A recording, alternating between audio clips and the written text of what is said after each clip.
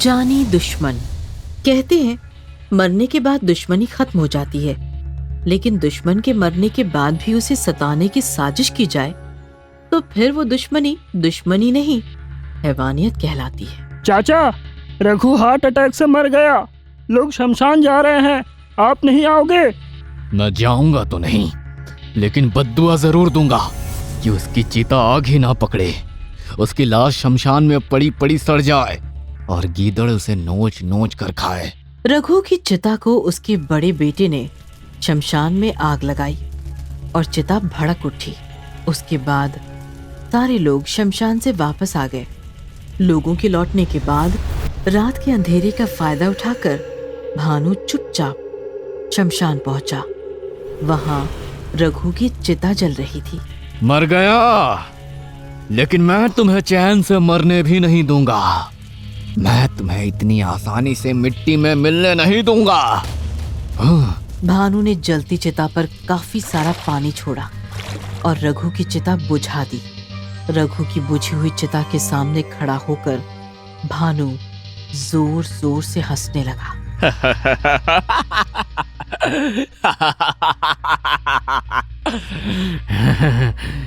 ये कहानी है हसनपुर गांव की। हसनपुर गांव में रघु और भानु नाम के दो पड़ोसी किसान रहते थे। दोनों का घर और खेत बिल्कुल अगल बगल में था। भानु की बीवी काफी साल पहले ही गुजर गई थी और उसकी कोई संतान भी नहीं थी। वो बिल्कुल अकेला था। लेकिन उसके पड़ोसी रघु का बीवी बच्चों से भरा हुआ एक खुशहाल परिवार था। रघु अपनी गृहस्थी में काफी खुश था। बस इसी बात से भानु को जलन होने लगी थी। वो रघु का परिवार उजाड़ने के सपने देखने लगा था।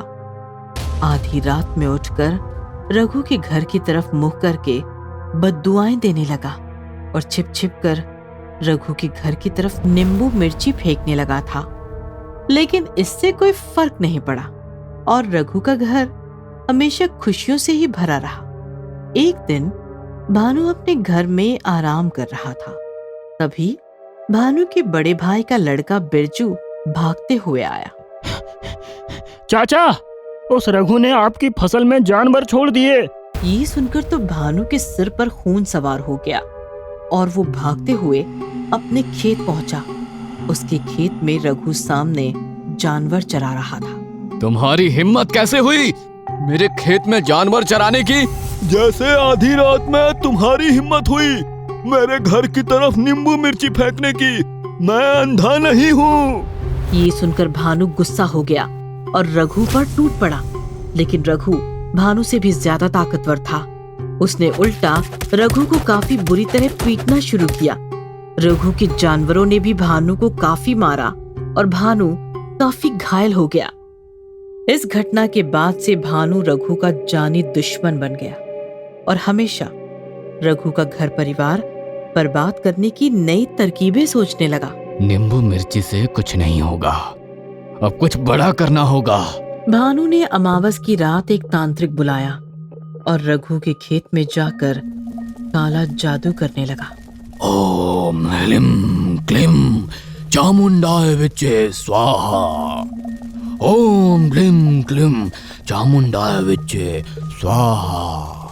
भानु ने रघु के घर के पीछे भी पूरी रात ओम हवन करवाया। लेकिन इतना सब कुछ करने के बाद भी वो रघु और उसके घर का कुछ भी बिगाड़ नहीं पाया। रघु के घर की दिन प्रतिदिन तरक्की होती गई और भानु अंदर ही अंदर जलता चला गया। ऐसे ही कुछ साल बीत गए। भानु अब थक चुका था कि तभी एक सुबह अचानक खबर आई कि हार्ट अटैक से रघु मर गया। उस दिन रघु के घर में मातम छाया हुआ था और भानु अपने घर में बैठकर उत्सव मना रहा था। उस दिन रघु की जलती चिता देखकर भी उसका मन नहीं भरा और वो शमशान जाकर जलती चिता बुझाकर चला आया। चिता बुझने की वजह से आधी रात में काफी सारे जंगली जानवर सूंघते हुए आए और रघु की आधी जली हुई लाश नोच नोच कर खा गए। आधी रात बीत चुकी थी। दारू पीकर भानु अपने घर में सोया हुआ था कि तभी उसका दरवाजा किसी ने खटखटाया। भानु ने दरवाजा खोला तो सामने रघु का आधा जला हुआ भूत खड़ा था। भूत को देखकर भानु हंसने लगा। मुझे पता था तू जरूर आएगा। अब पता चला मुझसे दुश्मनी मोल लेने का अंजाम। तुझे ढंग से मरने भी नहीं दिया मैंने, भूत बनकर भटकता रहेगा। अब तुम्हें मुक्ति नहीं मिलने वाली। दुश्मनी मैंने नहीं, तूने शुरू की थी, लेकिन अब तू भी मेरा जानी दुश्मन बन गया है। मैं तुम्हें भी जिंदा नहीं रहने दूंगा।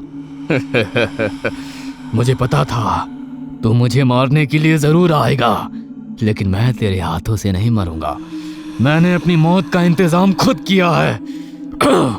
ऐसा कहकर भानु ने जहर पी लिया और वो रघु के भूत के सामने ही तड़प तड़प कर मर गया।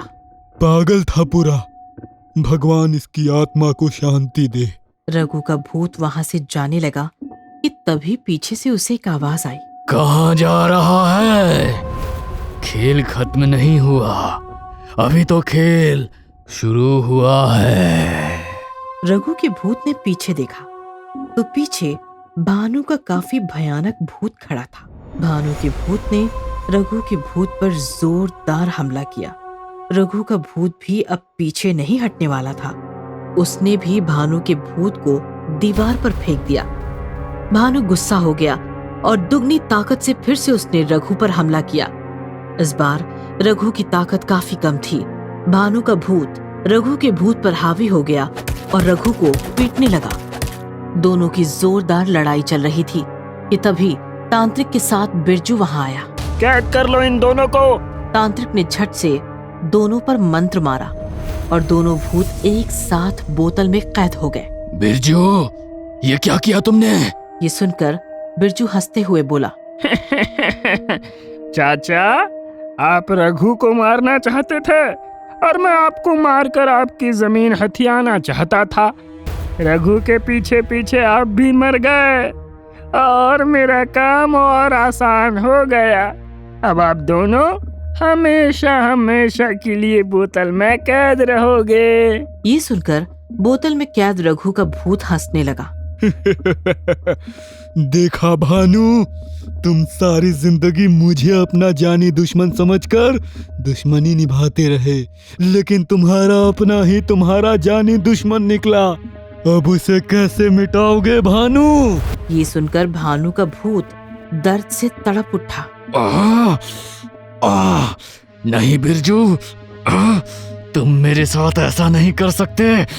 मैं छोड़ूंगा नहीं तुम्हें। तांत्रिक ने झट से वो बोतल एक काली पोटली में डाल दी और बिरजू से मोटी रकम लेकर तांत्रिक जंगल की तरफ निकल गया।